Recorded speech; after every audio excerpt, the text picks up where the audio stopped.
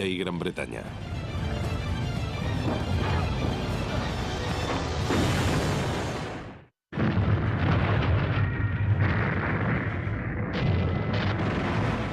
Mayo 1940. En Londres, el gobierno de Neville Chamberlain perdió toda la confianza del pueblo y se desmoronó.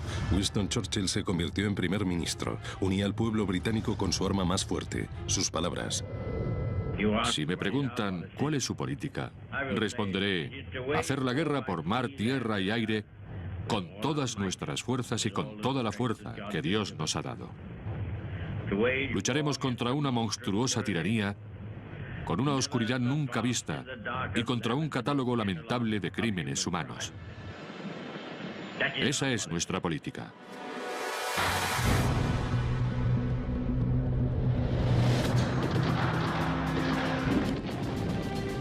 A finales de mayo de 1940, cientos de miles de tropas aliadas se apiñaron cerca de la localidad francesa de Dunkerque.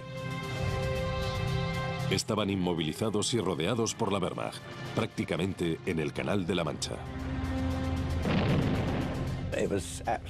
Era un caos absoluto.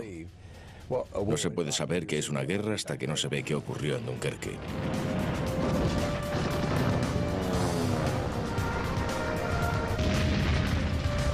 Harry Garrett fue uno de los soldados atrapados.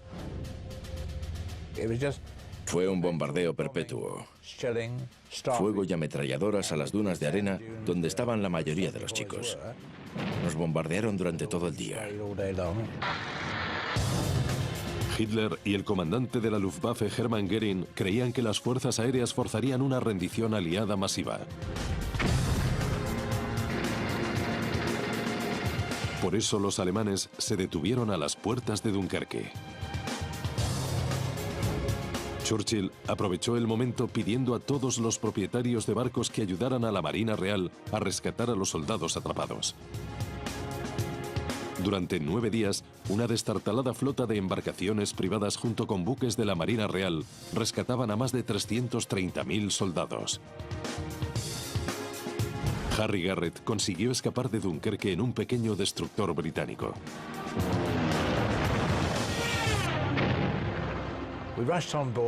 Subimos rápido y tuvimos suerte, porque fuimos de los últimos en subir a bordo. Creo que habría unas 400 o 500 personas en este destructor, y era un destructor.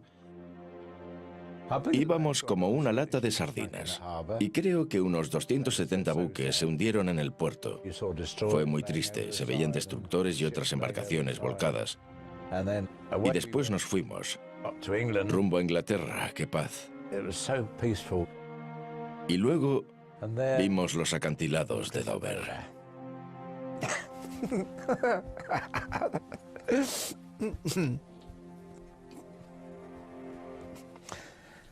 Todavía me emociono. El fracaso de Hitler para derrotar a los aliados en Dunkerque sorprendió al piloto de la Luftwaffe, Heinz Millot. Sé que nuestros generales echaban chispas. Fue una tontería. Les dejamos llegar hasta Dunkerque para que pudieran escapar a Inglaterra. Como consecuencia de Dunkerque, Churchill se erigía como la cara y la voz de los aliados y los británicos. Tenemos que llegar hasta el final. Tenemos que luchar en Francia. Tenemos que luchar en los mares y en los océanos. Tenemos que luchar con confianza y fuerza en el aire. Debemos defender nuestra isla, cueste lo que cueste. Debemos defender nuestras playas. Debemos defender nuestras pistas de aterrizaje. Debemos luchar en los campos y en las calles. Debemos luchar en las colinas. No debemos rendirnos nunca. El 10 de junio, el líder fascista de Italia, Benito Mussolini, se unió a los nazis y declaró la guerra a Francia.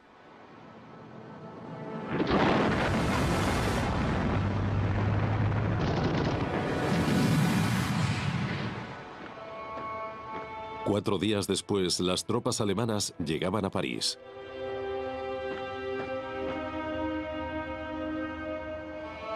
Los triunfantes soldados alemanes desplegaban la esvástica en la Torre Eiffel. Y Francia se rendía a Hitler.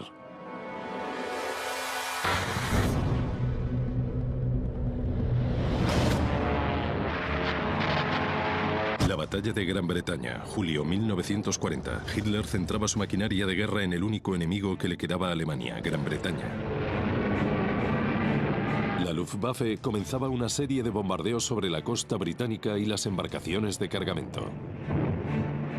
La Real Fuerza Aérea Británica, alertada por una nueva y sofisticada cadena de radares, se alzaba al vuelo y utilizó el mortífero Hawker Hurricane y el Supermarine Spitfire.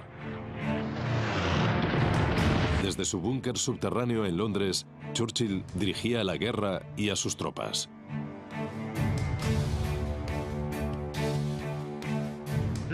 Dejad que nos preparemos para nuestros deberes. Y durante miles de años, la gente seguirá diciendo: esta fue la hora de la victoria.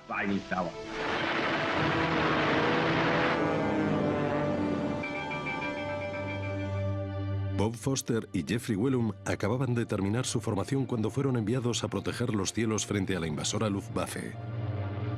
Éramos, aunque cueste decirlo, unos novatos. Comparados a los alemanes, éramos un grupo de jóvenes que formaron en el último momento, aunque con muchas ganas de volar.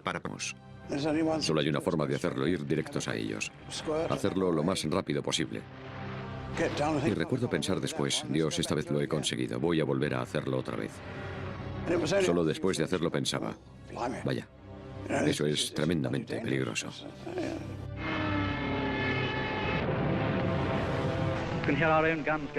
Se podían oír las bombas cayendo por todas partes.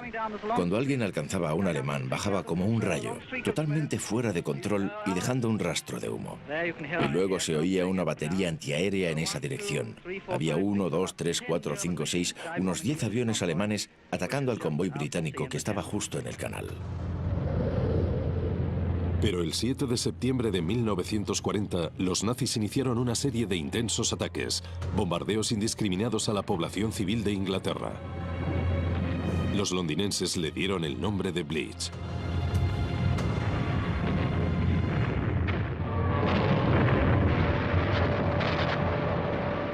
El Blitz. En septiembre de 1940, la Luftwaffe inició el despiadado bombardeo a Londres y a su población civil.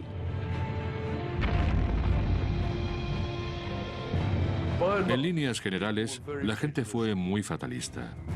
Pero, ¿qué podíamos hacer? Si hubiera habido alguno ahí arriba con mi nombre, hubiera acabado todo. En total, hubo 40.000 víctimas mortales, entre las que había también mujeres y niños. Y no solo en Londres, sino por toda Inglaterra. Fue frente a frente, básicamente. Yo tenía 16 o 17 años y tuve que ayudar en los muelles de Londres, que estaban devastados. Había muchas víctimas y cuerpos por todas partes. Rick Brown era miembro de voluntarios para la defensa local. Su trabajo era ayudar a los equipos de rescate y recuperación. La impresión inmediata era lo que te quedaba. No creo que ninguno de nosotros, como niños que éramos, nos diéramos cuenta de la enormidad de lo que estaba ocurriendo.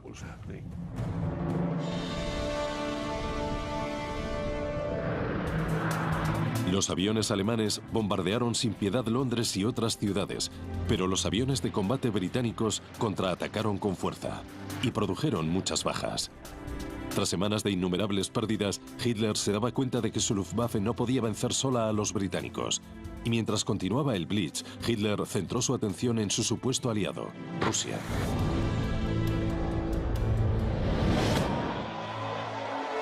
En septiembre de 1940, Japón, Italia y Alemania firmaron el Pacto Tripartito y formaron lo que se conocería como Fuerzas del Eje. Su objetivo, muy sencillo: dominar el mundo. Y parecían decididos a conseguirlo.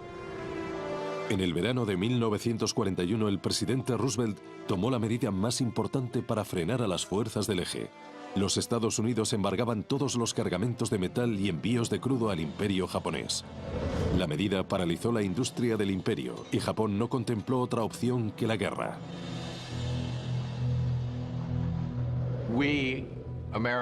Como americanos vimos una amenaza en Europa y una amenaza en el Pacífico. Siempre albergamos la esperanza de que los océanos nos protegerían por ambos lados. Pero no creo que mi abuelo confiara mucho en eso. Por eso Roosevelt preparó los océanos como campos de batalla.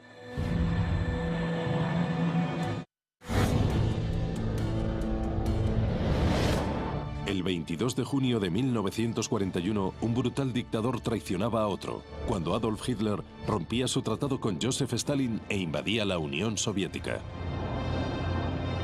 Un enorme ejército de 3 millones de soldados alemanes desataba un torrente de muerte y destrucción.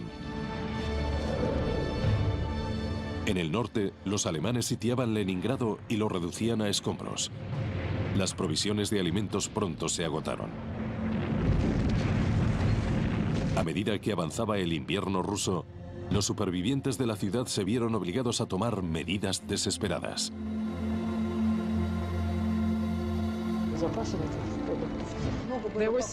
Había muchos cadáveres por todas partes y había gente que iba a los cuerpos como si fueran pájaros carroñeros. Les arrancaban la ropa, cortaban la carne, la preparaban y la vendían o se la comían ellos mismos. Pero los que se la comían se terminaban volviendo locos.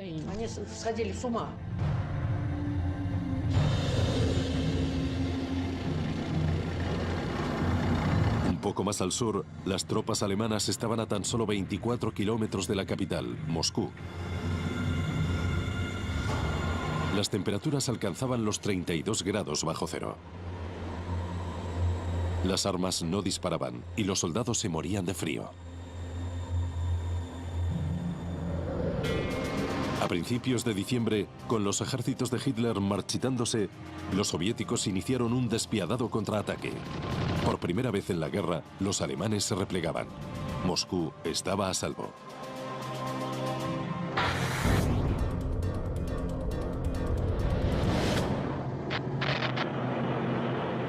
Diplomáticos japoneses iniciaron negociaciones para acabar con los atroces embargos estadounidenses, pero en Tokio el ejército japonés se preparó para un ataque sorpresa. La base naval de Pearl Harbor, en Hawái, albergaba la mayor parte de la flota del Pacífico de los Estados Unidos. 130 embarcaciones descansaban en esas plácidas aguas y 390 aviones en campos aéreos adyacentes.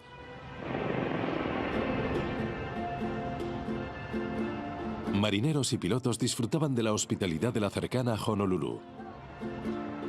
El primer domingo de diciembre de 1941 amanecía con ligeras brisas y cielos despejados.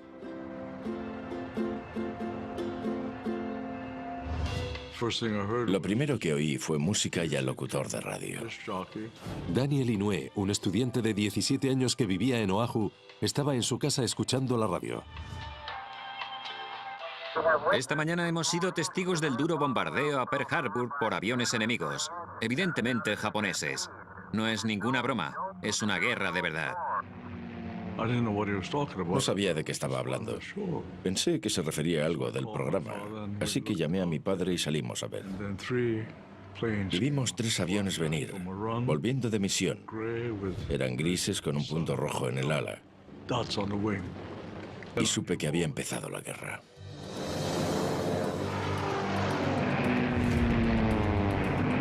A las 7:48 de la mañana, el primero de más de 350 aeronaves japonesas, cazas de combate y torpederos llegaron a los cielos hawaianos. Algunos apuntaron a los campos de aviación donde